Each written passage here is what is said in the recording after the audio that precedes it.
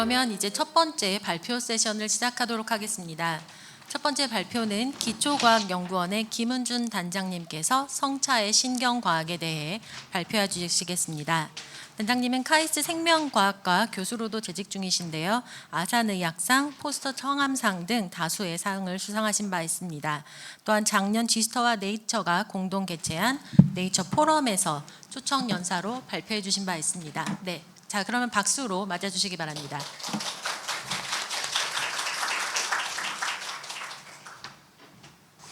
예, 이 뜻깊은 자리에 이렇게 발표할 수 있는 기회를 주셔서 대단히 감사합니다. 많이 부족하지만 하여튼 제가 좀 최근에 많이 성별 특성을 반영한 연구의 현장에 있는 사람으로서 좀 나름대로 좀 공부도 해보고 또 느낀 바를 여러분들하고 같이 나누려고 합니다. 2016년에 다들 아시겠지만 NIH에서 이제 중요한 폴리시를 하나 발표를 했습니다. 그게 Sex as a Biological Variable, SABV라는, 그래서 연구를 할 때 성별 특성을 반영하고 성별 특성을 반영한 분석을 하고 그 내용을 발표를 하라, 뭐 이런 이제. 그래서 NIH가 굉장히 중요한 펀딩 에이전시니까 이제 연구자들이 이거를 안 할 수가 없는 거죠. 그래서 NIH가 이렇게 이제 시작을 하니까 다양한 저널들에서 그렇게 해야 된다라고 이제 뭐 나름대로 이제 여러 가지 이제 특집 아티클들을 발표하기 시작했습니다. 최근에는 이제 Food and Drug Administration에서도 성별 특성을 반영을 하는 것이 예를 들면 이제 어떤 새로운 트리트먼트가 통과되는 데 도움이 될 것이다라는 걸 암시하는 그런 스테이트먼트를 많이 발표들을 하고 있습니다. 그래서 이제 남녀의 차이가 굉장히 크죠. 메일, 피메일의 차이가 크고, 보시는 것처럼 이제 무슨 포인터가 작동을 안 하는 것 같습니다만, 하여튼 네, 위쪽에 보시면 이제 남녀의 어떤 유전자가 당연히 차이가 나고요. 그 다음에 이제 혈장 내에 있는 뭐 단백질들도 남녀 차이가 있고요. 그 다음에 세포 단위에서도, 그 다음에 여러 가지 이제 어떤 대사나 생리적인 측면에서도 남녀 차이가 많이 있죠. 요거는 이제 혈장 단백질 한 70몇 개를 보고 계신데, 이 왼쪽에, 요 아래쪽에 있는 혈장 단백질들이 이제 메일에 훨씬 많은 거, 오른쪽에는 이제 피메일에 훨씬 많은 거. 그러니까 이 단순한 혈장 단백질의 조성에서도 확실하게 이제 남녀의 차이가 나는 거죠. 브레인은 말할 것도 없겠죠. 그래서 이건 좀 오래 전에 나온 기사이기는 한데, 메일은 이제 좌우 반구에서 그 반구 내에서의 앞뒤의 연결이 굉장히 활발한데, 피메일은 좌우 반구가 서로 소통하는 그런 브레인 액티비티가 훨씬 더 활발하다는 겁니다.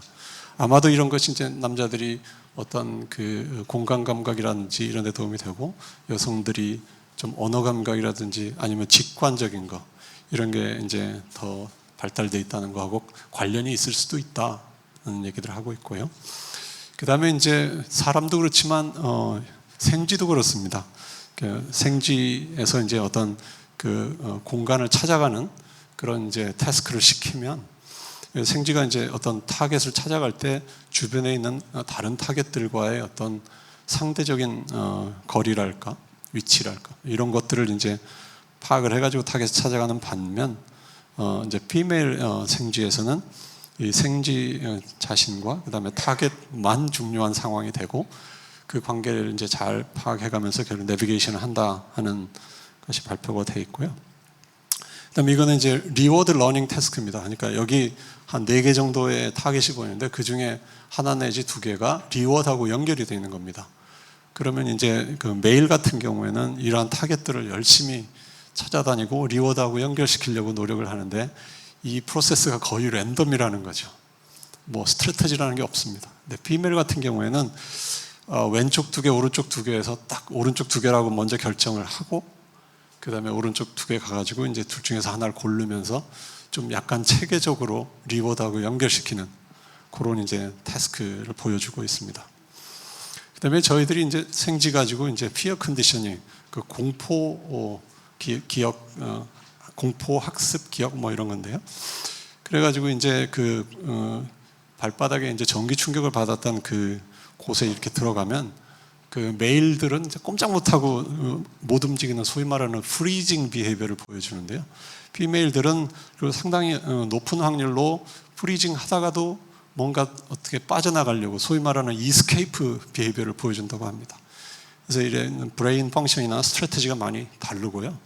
이건 이제 저희 실험실에서 최근에 좀 흔히 발견되는 현상 중에 하나인데, 이제 소위 말하는 이제 사회성을 관찰하기 위해서 이제 그 3챔버라고 세 개의 이제 칸막이가 있는 그 소셜 인터랙션 테스트를 하는데, 처음에 이제 새로운 생쥐가 이제 앞에 나타납니다. 그러면 이게 이제 뉴 스트레인저가 되죠. 한 10분 정도 있다가 근데 요거를 왼쪽으로 옮기고 다시 오른쪽에 이제 더 새로운 스트레인저를 집어넣어 주면은 그 수컷 생쥐 같은 경우는 뭐 볼 것도 없이 이제 이 뉴 스트레인저를 좋아합니다. 근데 암컷 생쥐는 상황에 따라서 다 그런 건 아닌데 오히려 올드 스트레인저를 더 좋아하는 경우도 많이 있습니다. 그래서 저희도 이제 데이터 해석하는 데 있어서 이런 거는 리포트 된 적이 없기 때문에 굉장히 좀 당황하면서도 즐거워하고 있습니다. 그 다음에 이 스트레스라든지 그 다음에 무드가 플럭추에이션이 되는 경우가 많이 있잖아요. 그런 것들이 이제 그런 것들을 관여하는 다양한 브레인 리전들이 있는데, 이런 것들이 이제 메일과 피메일에서 많이 다르다는 거예요. 특정 영역을 하나만 놓고 보면 그 안에 있는 신경세포의 활성이라든지, 그 다음에 시냅스의 변화라든지, 그 다음에 유전자의 발현이라든지, 이런 것들이 메일과 피메일에서 확연히 다르다는 거예요. 그 다음에 아까 이해숙 소장님이 잠깐 말씀하셨지만 그 알츠하이머 치료제도 이제 남녀 그 반응이 다르다고 했잖아요. 그래서 몰피는 유명한 이제 진통약이죠. 그래서 이 진통약이 이제 우리 몸 안에 들어가면 그 이제 대사산물로 되는데 M6G 또는 M3G가 됩니다. 근데 메일에서는 주로 이제 M6G 방향 쪽으로 가가지고 이제 기대했던 대로 몰핀의 그 리셉터, 오피오이드 리셉터라고 하죠. 거기에 작동해가지고 실제로 이제 진통 효과를 많이 나타내고 있는데, 그 중에 이제 일부는 그 면역 관련 수용체 리셉터에 바인딩 해가지고 어떻게 보면 좀 원치 않는 인플라마토리 면역 반응이 일어납니다. 이것이 이제 메일에서 일어나는 건데, 피메일에서는 M3G로 해가지고 주로 이제 면역 반응이 좀 더 강하게 일어나고 진통 반응이 없는 건 아니지만 상대적으로 약하게 일어난다는 거죠. 그래서 몰핀의 작용이 메일한테 훨씬 더 강하게 일어날 수 있다는 거예요. 그래서 이제 이러한 메일 피메일 디퍼런스가 확연하니까 논문 같은 데서는 이제 너희들이 연구를 할 때 메일 피메일을 다 연구해라, 이렇게 이제 당연히 이제 주문이 들어오겠죠. 그런데 이제 그렇게 현실적으로 그 메일 피메일을 다 하다가 보면 이제 그 연구하는 사람 입장에서는 굉장히 그 워크로드도 늘어나고 부담이 많지 않습니까? 그래가지고 이제 여러분들 논문에서 메일 피메일을 다 사용하지 않고 혹시나 예를 들어서 메일만 사용했을 경우에는 그 명확한 이유를 적어놓고, 그러니까 우리 납득할 만한 이유를 알려줘라, 이렇게. 그래서 이제 보통 이제 연구자들이 쓰는 example들을 보여준 거예요. Female that will be more variable than data from males. 근데 이게 이제 그 설명에 보면은 근거 없는 이야기라는 거죠. 예. 그 다음에 이제 우리가 피메일 연구를 하면 뭐 아시겠지만 사람의 menstrual 사이클이 있는 것처럼 이 설치류 로덴트에는 에스트로스 사이클이라는 게 있단 말이죠. 중간에 에스트로겐이 확 설지가 됐다가 다시 내려갔다가. 그러니까 그것까지 맞춰서 하려면은 굉장히 어렵다. 피메일은 에스트로겐 이 사이클 때문에 우리가 상당히 데이터가 베어레블을 할 수밖에 없다. 이렇게 이제 또 얘기를 하는데, 그 나름 잘 알려진 사실은 이제 그 기숙사 돌미토리 이펙트라 그래가지고 한 케이지 안에 같이 있는 피메일들은 그 에스트로스 사이클이 싱크로나이즈가 돼가지고 그렇게 베어리빌리티가 없고요. 그 다음에 이 에스트로겐 이런 게 피메일에만 국한되는 것이 아니고 사실 메일 브레인이 발달할 때, 어렸을 때 그때도 이제 에스트로겐이 관여를 하거든요. 그러니까 그 에스트로겐이 피메일의 전유물은 아니다. 그래가지고 이런 이제 그 익스큐즈도 그렇게 리저너블한 게 아니다라고 이제 얘기를 하고 있고요. 그 다음에 이제 저희들이 이제 실험 초기에 메일과 피메일을 같이 이제 이렇게 연구를 합니다. 이렇게 이제 both sex를 가다가 이제 실험이 아시겠지만 뒤로 갈수록 점점 복잡해지거든요. 모두 막 레스큐도 해야 되고 뭐 이러니까. 그래서 앞쪽에서 한 실험에서 메일과 피메일이 예를 들어서 행동이 크게 다르지 않았기 때문에 우리가 메일만 가지고 뒤쪽에 있는 훨씬 복잡하고 양도 많은 실험을 메일만 가지고 했다. 이게 사실 저희도 죄송하지만 수많은 논문에서 이런 익스큐즈를 썼고 나름 그게 먹혔어요. 그런데 이제 이분들의 입장은 뭐냐면 정말로 메일과 피메일이 그렇게 다르지 않다면 같이 섞어서 써야 될 거 아니냐. 그 다음에 섞어서 쓰다가 나중에 이제 연구가 조금 진도가 더 나가고 메커니즘 막 찾는 단계 가면 예를 들면 행동은 똑같은데, 그러니까 행동이 달라진 패턴은 똑같은데 메커니즘은 완전히 다를 수도 있지 않느냐. 그러면 어떤 새로운 메커니즘을 발견하는 계기가 될 수도 있다. 이런 것들이 이제 이런 분들의 그 아규먼트이기도 하고요. 또 어떤 분들은 이런 익스큐즈를 해요. 우리가 지금까지 이제 메일 가지고 했으니까 이거 그냥 일단 우리가 그 메일을 가지고 연구를 마치게 좀 해주세요. 피메일은 우리가 다음 스터디에서 하랍니다. 이렇게 이제 얘기를 하는데, 그러면 이제 첫 번째 단어는 be honest, 정말로 할 거냐는 거죠. 예. 실제로 안 그런 경우가 굉장히 많고요. 그 다음에 그러면 왜 그러면 메일을 이용한 스터디가 왜 그 제일 처음 하는 그 스탠다드 어프로치가 돼야 되느냐, 뭐 이런 거에 대해서 이제 그래가지고 이게 최근 논문에 보면은 이분들이 이제 굉장히 꼼꼼하게 그 소위 말하는 그 익스큐즈를 이제 다 분석을 해놨어요. 그래서 여기 보시면은 이제 첫 번째 이유 한 50% 정도 되는 컨파운드나 베리빌리티 호르몬가 다 얘기를 했었죠. 그다음에 이제 비헤이비어, 예를 들어서 뭐 어그레션 비헤이비어나 파이팅 비헤이비어를 하면 보통 메일들이 적합한 것처럼 보이잖아요. 예? 예. 그래서 이제 뭐 그런 익스큐즈도 하고, 세 번째는 거의 뭐 to avoid sex difference, 이거는 거의 적반하장 수준의 그죠? 예, 라고 볼 수가 있고, 그 다음에 뭐 disease prevalence, 예를 들어서 뇌 발달 장애는 메일이 많으니까 메일을 쓰는 게 맞고, mood disorder는 비메일이 좀 더 많으니까 비메일을 썼다. 뭐 이런 식으로 이제 여러 가지 그 익스큐즈를 하고 있죠. 어떻게 보면 참 안쓰러울 정도로 이렇게 이제 그 좀 어떻게 보면 말이 안 되는 익스큐즈들을 우리가 하고 있는 것이 현실이고요. 근데 제가 이제 드리고 싶은 말씀은 메일 피메일을 우리가 다 같이 연구해야 되면 저는 이제 하라고 그러죠.